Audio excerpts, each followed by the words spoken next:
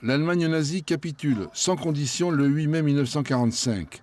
L'épilogue de plus de 5 ans de guerre qui provoqua la mort de 60 millions d'êtres humains, dont pour la première fois 2/3 de civils.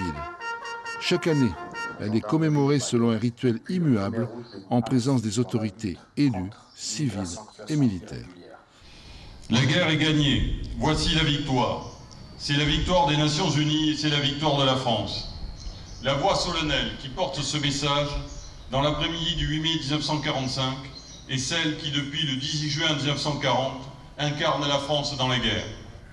Après tant de combats, de victimes et de destructions, le nazisme est abattu.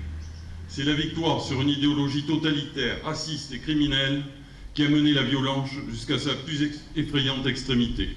Cette signature marque l'aboutissement d'immenses efforts pour écraser une idéologie qui broie la dignité humaine.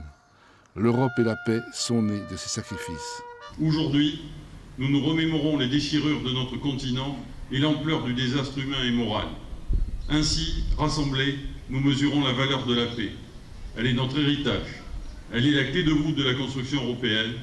Elle est notre raison de vivre ensemble. Préservons-la. Parmi les participants des collégiens du K2 à Kaweni, ils sont venus avec leurs profs. On est venu ici le 11 novembre et c'est vrai que, mis à part en cours d'histoire, ça fait du bien de pouvoir partager ce genre de cérémonie avec des élèves et ça nous implique plus dans la situation de ce qui se passe aujourd'hui parce qu'il y en a plein, ils réalisent pas exactement ce qui se passe.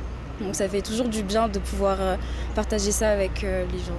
Je suis venue ici aujourd'hui et c'est pour honorer les héros qui nous ont sauvés ici parce que si c'était pas eux, on ne serait pas ici.